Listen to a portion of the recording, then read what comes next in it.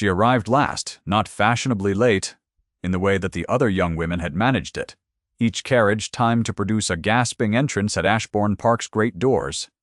Miss Cecily Hartwell arrived at 4:30 in the afternoon, in a hired post-chaise that left a smell of other people's luggage on her traveling coat, and she walked into the receiving line with her chin level and her gloves repaired at the left thumb, and 17 women already assembled behind Lady Constance Ashbourne, who had been smiling for 3 hours without her expression altering by a single degree.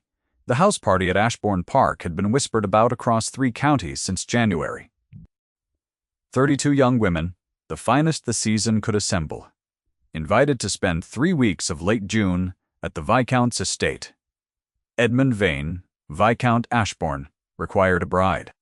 His steward had told him so in February, very quietly, over the estate ledgers. The estate required a portion. The portion required a wife. 32 invitations had gone out under Lady Constance's seal, and 32 mothers had read them with the same ferocious attention they gave to Scripture. The carriages that arrived the day before Cecily's had been crested. Their trunks had required 4 footmen each. The ladies who descended from them wore traveling dresses in colors Cecily did not own names for, carrying small dogs and French bandboxes, and the particular expression of women who had been told since birth that they were exactly the right shape to fit any room they entered. Cecily's invitation had been a mistake. Not her presence exactly, but the oversight that made it possible. Her father, Captain Hartwell, had been a friend of the late Viscount's, and his name had lived in Lady Constance's address book long after the friendship's substance had faded. The Dowager had drafted the list in December, when the grief of the autumn was still fresh enough to soften her usual calculus, and Cecily's name had appeared without much thought behind it. By January, when Lady Constance had understood what 2 years of widowhood and her father's debts had left Miss Hartwell with, the invitation had already gone out under the Ashbourne crest. It could not be recalled without cruelty that would reflect on the house. So Cecily came. She stood at the back of the receiving line in a traveling dress that had been good 3 years ago, and she watched Lady Constance take her gloved hand and say, in a voice calibrated, so only her companion, Mrs. Bess, Fawcett could hear, "The charity case. Do manage her toward the east wing." Cecily did not hear these words. She understood, with the precision that 2 years of learning to read rooms had given her, exactly what the receiving line thought of her. She had been reading rooms since her father's coffin was carried out of their house in Shropshire, and the solicitor's men came in behind it with their ink and their ledgers. She had grown accomplished at measuring the distance between what a room said and what it meant, and this room said a great deal. What she did not see, because she was watching Lady Constance's fan, was the Viscount. Edmund Vane stood at the far end of the receiving line in a dark coat and a white cravat, and no expression she could name. He was tall and broad-shouldered, 33 years old, and he had the quality of a man who has decided to be present at an event without surrendering any private territory to it. He shook hands and inclined his head and said the correct things, and the assembled ladies had decided these were signs of natural reserve rather than of a grief that had not finished with him yet. He watched her reach the end of the line, take his hand, and say, "Thank you for the invitation, my lord," in a voice that contained no supplication at all. He noted this. If you have ever watched someone arrive at a gathering and known without evidence that they would be the one worth watching, you will understand what he felt in that moment, and why he did nothing about it. He released her hand. He turned to the next lady in the line. Cecily was shown to the east wing by a footman who carried her small trunk with a single arm to spare of a man who handles luggage for a living and has formed certain opinions. The east wing room assigned to Cecily was the smallest of those set aside for unmarried guests. It faced the stable yard. The window was narrow and the curtains were a faded yellow that had once been something warmer. In the mornings, she could hear the horses and the grooms, which she preferred to the silence of a room that had been sized to indicate her standing among the 32.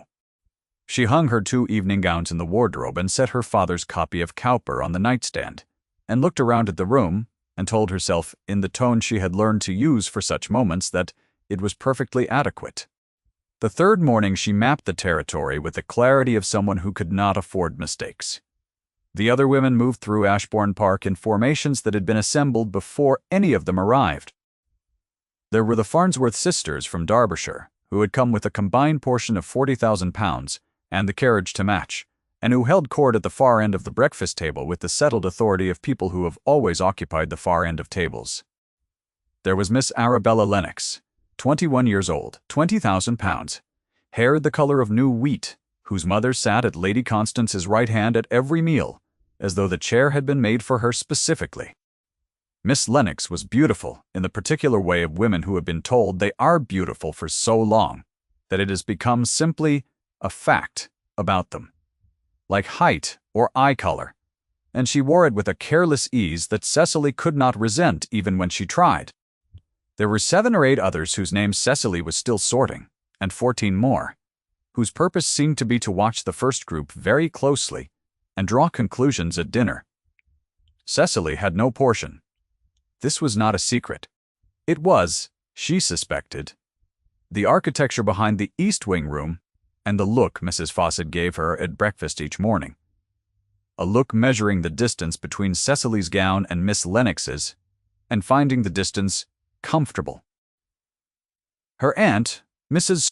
Penrose, had come as her chaperone, a woman whose interest in the house party was entirely self-interested, and who communicated this on the post road by informing Cecily that she could hardly be expected to house a young woman of no means indefinitely, and that a viscount was a viscount, and that Cecily should make herself agreeable.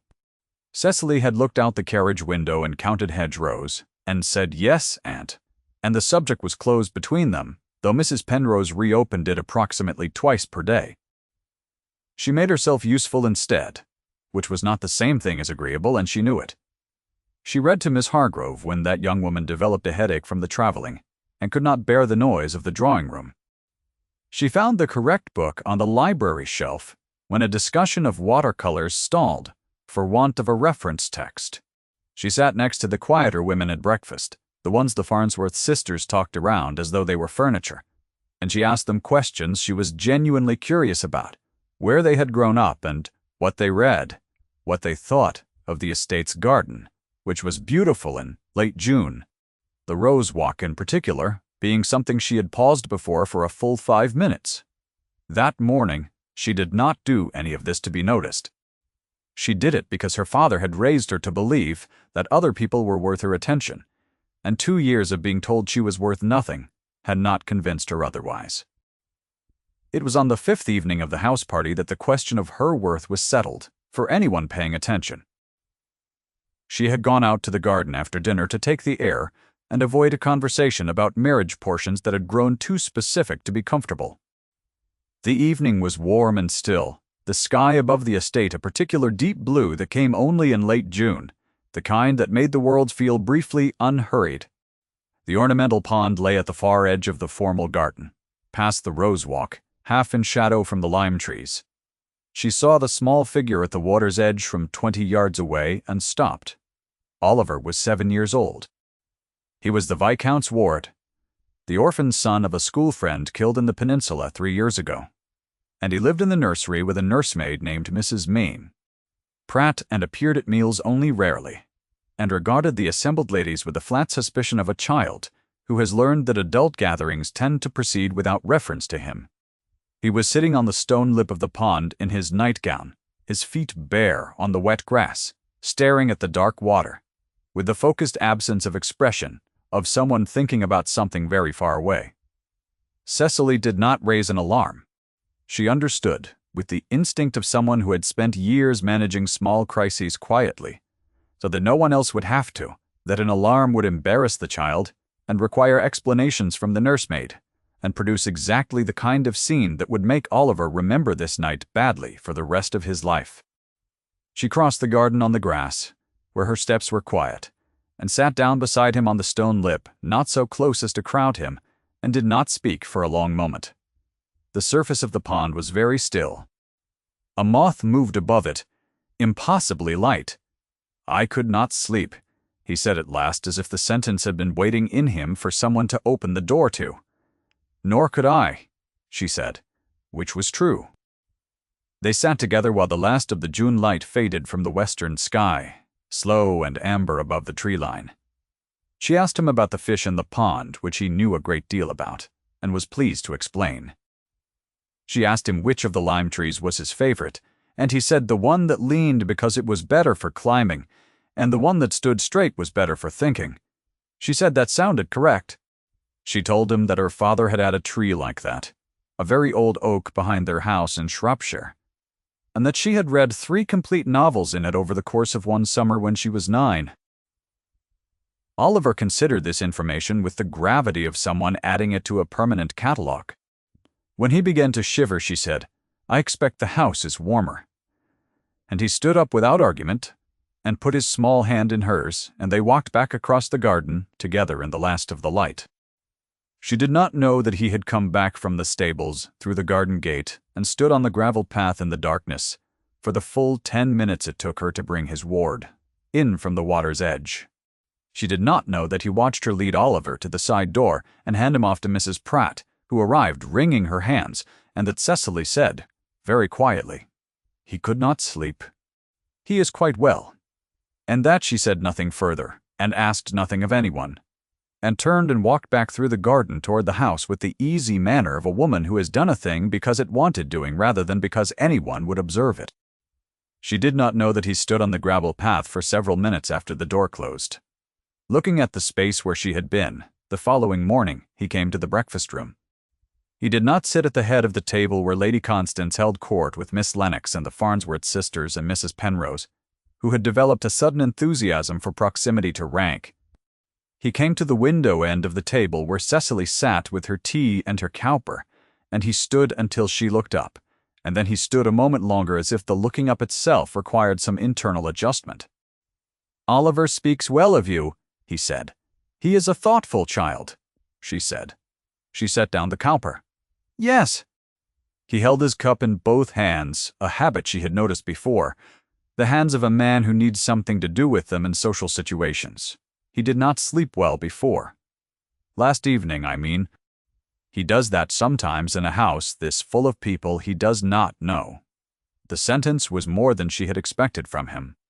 It carried in it the shape of a habit of worry, the particular vigilance of someone who has understood that certain people in their care are fragile in ways they cannot always name. She said, "He seems to find the fish a useful subject." Something shifted in his face then. Not a smile, but the place where one might someday take up residence. He said, "I will tell Mrs. Pratt to see that the garden door is unlocked in the evenings, in case he walks again." "That seems wise," she said. He nodded. He stood a moment more. Then he went back to the head of the table. Cecily looked out the window at the garden and told herself quietly and firmly all the relevant facts. She was 22 years old, and she had no portion and no settlement, and she was here for 3 weeks by mistake. Her aunt was at this moment looking across the room at her with an expression of bright calculation. Miss Lennox was at the head of the table being charming in a pale blue morning dress that cost more than Cecily's entire wardrobe. The relevant facts were numerous and clear. She was aware that her pulse had been behaving without her permission for approximately 4 days. She was aware that she could locate him in any room she entered without looking for him directly, the way you can feel the fire in a room without looking at the grate. She was aware that his commands, which arrived without preamble and without warmth, which were brief and declarative and entirely absent of qualification, were landing somewhere in her that warmth alone would not have reached. "Come in from the terrace," he had said the previous afternoon, when rain began and she was still reading outside, because the morning room had been occupied by Miss Lennox, and her mother and Cecily had not wished to intrude. She had not been cold. She had come in anyway, and she had understood standing in the hall shaking the rain from her shawl that this was a problem she needed to solve before it solved her. She was not succeeding. One afternoon in the library she glimpsed the chain. She had come in to return the watercolor reference, and he was already there at the upper shelves, reaching for something, and his coat fell open at the reach, and she saw it briefly against the white of his waistcoat, a fine gold chain lying very close to his chest, before he straightened and the coat settled and it was gone. She had seen chains like this before, on older men, on men her father had known who had lost wives and mothers and carried them forward in gold. She looked away quickly. She looked at the shelves.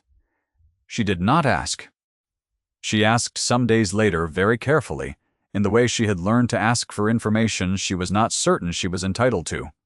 She asked Mrs. Fawcett about the late Viscountess. Mrs. Fawcett set down her embroidery. She looked at Cecily with an expression that measured her for several seconds before arriving at a conclusion.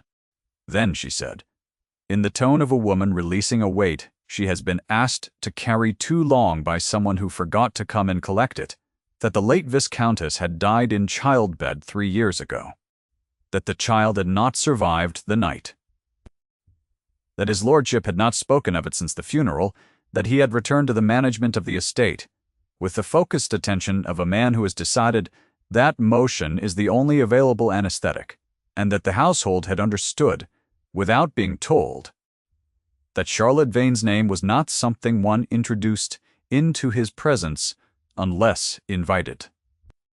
The miniature in his breast pocket had been noted by the housekeeper, who noticed everything, and it had been there every day since the year of Charlotte's death. Cecily said, "I see," in a voice that was quite level. She set down her teacup. She understood then with the kind of clarity that is a little like cold water, the shape of what lived behind his reserve. Not arrogance, not disdain, not the natural remoteness of rank. Grief that had no outlet. The world permitted men of his position stored against the heart's exact location because there was nowhere else to keep it, carried forward day after day, because to stop was to face the full weight of the accumulation. She had watched her father die slowly of a different kind of sorrow. A slow, quiet dissolution. She had not been able to halt, and she knew exactly what survival without recovery looked like from the outside. She had been watching it for 5 years before her father died, and for 2 years since, in the mirror. She was in danger. She had known she was in danger, since the terrace, since the breakfast table, since the pond. The knowledge of it now had a specific name and a specific weight. If you have ever understood, in a quiet moment, that you have begun to love someone you cannot have, you will know what the following 3 days felt like for her. She sat at dinner in her best gown, which was not very good, and watched him listen to Miss Lennox play the pianoforte with an expression that gave nothing away, and she told herself the relevant facts, and they arranged themselves into a neat row, and they did not help at all. At breakfast on the 9th morning, Lady Constance said, to the table in general, but with the particular aim of a woman who has selected her target in advance, "I do think it is so admirable when those without the usual advantages manage to maintain their spirits. Miss Hartwell, you have been such a credit to your situation." She held her cup with both hands and smiled at Cecily, the way you smile at someone standing in a room you are about to clear. "The charity case among us all, and not a day's complaint. We are very impressed." The table had the quality of water, about to decide which direction to run. Cecily set down her fork. She looked at Lady Constance and said, "You are very kind, my lady," in a tone that was entirely flat. Not bitter, not wounded, simply accurate. "The way you say the weather is gray on a gray day."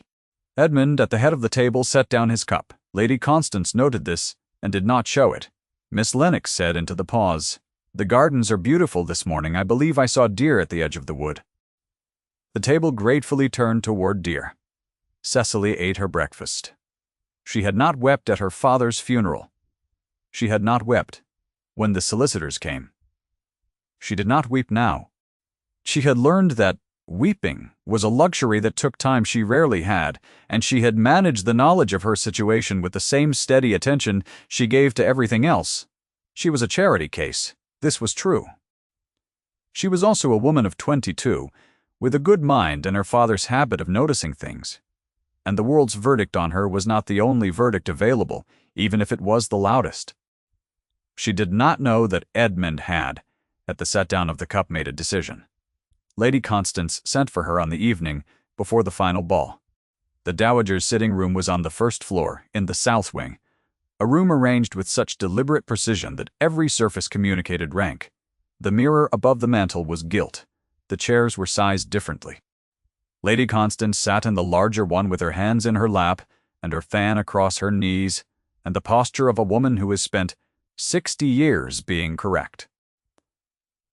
"Miss Hartwell," she said when Cecily had taken the smaller chair, "I will speak plainly, since I believe you are intelligent enough to appreciate plain speech." "Thank you," Cecily said.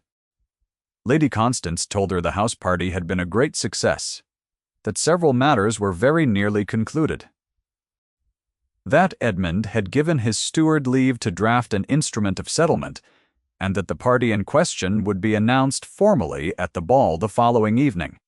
She said this with a precision Cecily recognized, the precision of a surgeon who knows exactly where to make the cut and has been very careful about selecting the instrument. "Miss Lennox will make him an excellent Viscountess," Lady Constance said. "I am sure you have always understood this." Cecily said nothing. "It would be best for everyone," Lady Constance continued, her voice steady and almost kind, in the way of someone delivering bad news they believe to be a mercy, if you were to depart in the morning before the announcement is made. "Quietly, as you came. I have spoken to the housekeeper about your carriage." Cecily sat with this for a moment. She looked at the gilt mirror, and her own face in it very still. She thought about the pond, and the breakfast table, and the terrace in the rain. She thought about the miniature against his chest, and the way his face had moved, once, at the mention of the fish. She thought about Oliver's hand in hers in the dark garden. She believed Lady Constance because Lady Constance was his mother, and because she knew every detail of the social machinery, and because the alternative was to believe something Cecily had been told. In 100 ways since her father's death. "Very well," she said. Lady Constance's expression did not change. She inclined her head, she said, "I knew you would understand. You have been very sensible throughout." She said it as if sensibleness were a consolation, which, perhaps for women like her, it was. Cecily rose. She curtsied. She went back to the east wing. She packed her trunk after midnight, when the house was quiet. She folded her good gown at the bottom. She set her father's cowper on top. She did not cry. She was past the particular age of crying about things that were simply the world being itself, and this was the world being itself, calibrated and exact. She would take the hired post-chaise to her aunt's house in Bristol, and she would find some other way to manage the next decade of her life, and she would not think about the pond or the breakfast table or the quality of his voice when he said her name, which he had done precisely once, calling her Miss Hartwell in the library when she returned the book. She was in the corridor with her candle and her cloak when Oliver found her.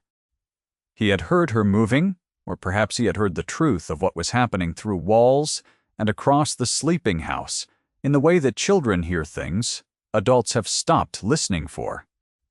He stood in the passage in his nightgown with his feet bare on the cold boards, and he looked at the trunk and then at her face, with a gravity that was in a child his age, very close to dignity. "Are you going away?" he asked. She did not know what to tell him. She said, "I believe so." He considered this for a long moment, his eyes very serious in the candle's light. He said, "You said your father had a climbing tree." He did. "I thought," he said carefully, "that perhaps you might tell me about it in the morning." The words went into her chest and found no room to settle. She said, "Oliver, go back to bed. I would rather you stayed," he said simply. "I know," she said. "Go back to bed now." She watched him go back down the corridor, small in the dark. Then she wrote a note to Edmund at the writing desk in the hall, and left it with the folded hands housekeeper, Mrs. Carroll, for the morning. She thanked him for the invitation and for his hospitality and for his ward's conversation about fish and lime trees. She said the house was very beautiful. She did not say anything else. There was nothing else she was entitled to say. The note was 3 sentences of plain courtesy, and she folded it and sealed it with her thumb. The hired post-chaise was at the door At first light, he came down at 6 o'clock. He found Mrs. Carroll in the entrance hall with a letter she did not quite know how to give him, and he took it from her and read it standing in the hall with the June morning coming through the high windows. He read it twice. He stood for a moment with the paper folded in his hand, and something happened in his face that no one was there to see, which was perhaps the only time in the house party at which he would have wished for a witness. He had made no instrument of settlement. There had been no arrangement concluded. He had spoken to his steward about no one, had formally indicated interest in no party, had given his mother no instruction beyond the general that the house party was her province to manage. This letter described something that had not happened. It described something constructed with great precision from materials his mother had available and placed exactly where it would do the most damage. He put the letter in his coat pocket. Beside the miniature, he told the groom to saddle his horse. He was on the Shrewsbury Road in 12 minutes. He found the post-chaise 4 miles out, moving at the unhurried pace of a hired vehicle that has nowhere pressing to be. He came alongside on horseback, and the driver pulled up with an expression of professional alarm. Edmund dismounted. He opened the carriage door. Cecily was sitting straight-backed, her hands folded in her lap, her face entirely composed in the way she had composed it for 2 years. Whenever the world required composure, she looked at him. She did not show anything. It cost her a great deal.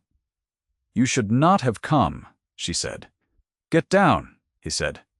The words were not what he had rehearsed on the road, but he had very little practice at this please. She did not move. He could see her measuring the distance between his face and the world's general opinion of her. Could see her weighing what she saw against what she had been told. 2 separate quantities, one of which she had been living inside for 2 years.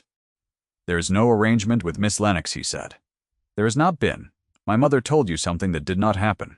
The silence in the carriage was the kind that takes up space." "Why would she do that?" Cecily said at last. Her voice was level. She was asking the question genuinely, not as accusation. "Because she is protecting what she has always understood to be correct," he said. "And because she did not know what I had decided." He paused. He was not practiced at saying things directly. He had spent 3 years in a world where directness about certain subjects was understood to be dangerous. "I had not told her. I had not told anyone. I am telling you now." She looked at him for a long moment. Then she got down from the carriage. He handed her to the road, and they stood in the June dust with the driver, examining the horizon with great professional interest, and the horses breathing in the quiet morning, and Cecily looked at his face as if she were reading something she had not been given access to before, and was making very certain of every word. "Edmund," she said, and stopped herself because she had no right to the name. "Yes," he said, as though she had finished the sentence, and he had heard it, and it was the right sentence. He put her back in the carriage because the road was not the place for what would need to be said properly and in the right kind of room, and he rode alongside it back to Ashbourne Park, and the morning was very clear and warm, and the fields on either side of the Shrewsbury Road were full of high summer grass, and Cecily looked out the carriage window and did not count the hedgerows. The ball that evening was to have been the occasion at which the house party's 3 weeks concluded in a formal announcement. 32 young women and their mothers and their assorted chaperones had assembled in the Ashbourne drawing-room at 8 in the evening in their finest dress, understanding from Lady Constance's manner at tea that something was about to be settled. The drawing-room was magnificent in candlelight, the long mirrors doubling and redoubling the flames, until the room seemed to hold twice as much light as any room had a right to. Lady Constance sat at the center of it in gray silk and diamonds, her fan moving at its usual measured pace. Miss Lennox arranged at her right hand in ivory muslin, the room's verdict on who was correct articulated without a word being spoken. Edmund entered from the south door. Cecily was 2 steps behind him, in the plain white evening gown she had packed and repacked in the small hours of the night before, the gown she had worn to 3 assemblies in 2 seasons and retrimmed once and could not afford to replace. It was not a gown for a room like this. It was, however, the gown she had, and she wore it the way she wore everything that was hers, with the quiet attention of someone who understands that what you have is what you have. The room did not stop speaking all at once. It slowed, the way a tide slows when it meets a new channel, each conversation losing momentum and redirecting itself toward the door, until in the space of perhaps 15 seconds the room was very nearly silent, and everyone in it was looking at the same place. Lady Constance's fan went still. Miss Lennox, who was not a stupid woman, looked at Edmund's face and understood something before anyone said anything. Her mother looked at Lady Constance. Lady Constance's expression did not change in any way that could be pointed to. Edmund crossed the room. Not toward Miss Lennox, not toward the piano, where the evening's program was to begin. He crossed directly to where his mother sat, and he stood before her with Cecily at his side, and the room arranged itself around this moment the way rooms arrange themselves around the things that matter in the quiet attention that is its own kind of verdict. "Lady Constance," said Edmund, in a voice that was entirely level. He said, "I have chosen Miss Hartwell. There is nothing more to discuss.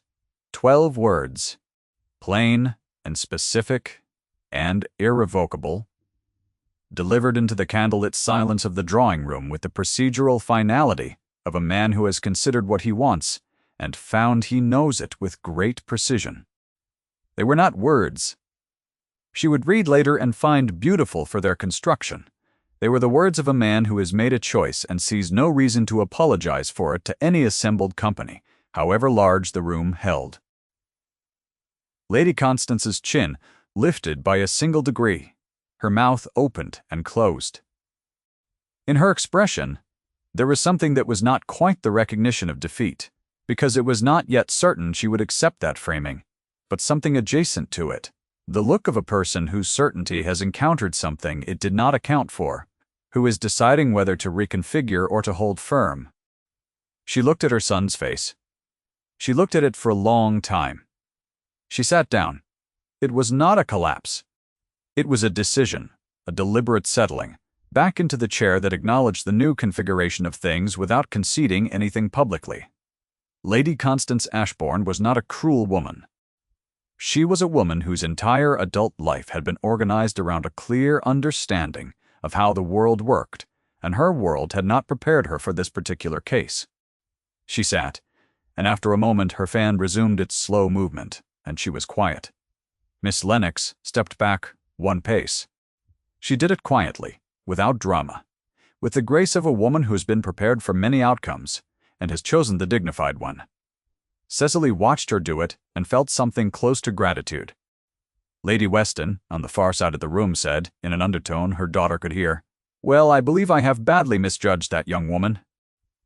This was the room's verdict, arriving in small, quiet pieces, person by person, the way verdicts do when they have had time to settle into accuracy. Cecily stood in the plain white gown in the center of the candlelit room and did not know what to do with her hands. She folded them in front of her, which was the only option available to her, and she looked at the floor for a moment, and then she looked up. He had the expression that had lived all these weeks, beneath the reserve, the cold stillness, the habit of grief. She had caught glimpses of it at the breakfast table and at the pond's edge, and in the library, and in 100 small daily moments she had told herself did not mean what they appeared to mean. The world had told her so often that she was not the subject of such expressions, that she had stopped being able to read them when they were genuinely present. She read it now. "Miss Hartwell," he said. His voice was low, for her Cecily. The first use of her given name in his voice was a small event and a very large one. It was the event she had been told. All her adult life was not coming for her. She did not speak. Her throat had closed in a manner she could not manage around. He put out his hand, and she put hers into it, and he held it with the careful, specific pressure of a man who understands that a thing which has been handled carelessly before deserves to be held correctly. Now, the room exhaled around them. The candles went on burning. They were married in September at the chapel on the estate, on a morning when the ash trees were just turning and the air carried the first quality of autumn that is still more summer than cold. The ceremony was small, which had been Cecily's request and Edmund's considerable relief. 16 guests attended. Mrs. Carroll wept quietly. Lady Weston had asked to come, and been invited. Oliver's nursemaid was there, and the steward and his wife, and a cousin from Dorset who shook Cecily's hand with the warmth of someone grateful for what he had not quite known to say in words, and others whose presence had been earned by a specific quality of attention to both of them across the months since the house party. Mrs. Penrose had not been invited. This had been decided without discussion. Oliver carried the ring. He performed this office with the careful gravity of someone who understands that they have been given a role of genuine importance rather than ceremonial decoration, and he held the cushion with both hands and kept his eyes on Cecily the entire time she walked down the aisle. He had grown, in the month since the house party, 2 inches, and the habit of appearing beside Cecily in rooms where decisions were being made, as if proximity to her process of thinking was itself useful. He had told Edmund one evening in the study that he thought Miss Hartwell was the cleverest person in the house. Edmund had said he thought so too. The night before the wedding, Edmund had taken Charlotte's miniature from his breast pocket for the first time in 3 years. He had held it in the candlelight of his dressing room for a long time, looking at the painted face with the particular attention of a man who is saying a proper goodbye rather than continuing an avoidance of goodbye. He had loved Charlotte. She had died in consequence of being his wife, in the specific terrible arithmetic of childbirth, and he had carried the knowledge of this in the breast pocket every day since, because there was nowhere else to put it, and no socially available form for a man of his position to carry grief. He understood, holding the miniature in the candlelight, that Charlotte would not have wanted this, that the specific quality of the woman he had married, her insistence on seeing things clearly and calling them what they were, would have extended to this as well. He placed the miniature in the walnut box on his dressing table and closed the lid. He stood with his hand on the lid for a moment. He said her name once, quietly, to the room. In the morning, the breast pocket was empty for the first time in 3 years. He put Cecily's hand on his arm and walked her out of the chapel into the September morning, and Oliver appeared from somewhere behind them, as small children appear in gaps in adult attention, and fell in step on Cecily's other side with his hand in hers. Nowt, and the 3 of them stood in the ash tree light, while the bell was still ringing, and the morning was very still, and the fields around Ashbourne Park were the color of late summer about to give itself over to autumn. Cecily had not expected this. She had expected, for a long time, to endure. She had packed her expectations into the same-sized trunk she used for her gowns, very neat, very compact, taking up no more room than necessary. She had expected to be useful and invisible, and eventually useful somewhere else, in the particular career of women who have no portion and the wrong kind of dignity, and she had made her peace with this, or believed she had, which is not precisely the same thing. The drawing room where the house party had ended its season, in miniature, was full, that autumn, of the Ashbourne housekeeper's chrysanthemums and late roses. When Cecily walked through it one afternoon in October, she thought of the note she had written in the pre-dawn dark, 3 sentences of plain courtesy, and of the carriage on the Shrewsbury road with the dust rising in the morning air, and of the door opening, and of Edmund's face in the door of it. She had arrived last. She had arrived in a hired post-chaise in a repaired glove with no portion and no claim, and nothing to recommend her but the quality of attention she brought to the people and things in front of her. This had turned out to be enough. More than enough, in a house that had grown very good at noticing things, and very poor at receiving what it noticed without armor. Oliver still went to the pond when he could not sleep. He did not go alone any longer. Cecily had learned where Mrs. Pommy. Pratt kept the garden door key, and she took it when she heard his footsteps in the corridor, and they went out together into the night garden, and sat on the stone lip and talked about the fish which Oliver had begun naming, and about the lime trees and the approaching winter and whatever else wanted saying in the dark and the quiet. Edmund found them there one evening in November, frost beginning on the grass, and sat down beside Cecily without speaking, and the 3 of them stayed until the boy slept between them, warm and still and unalarmed. The walnut box sat on the dressing table.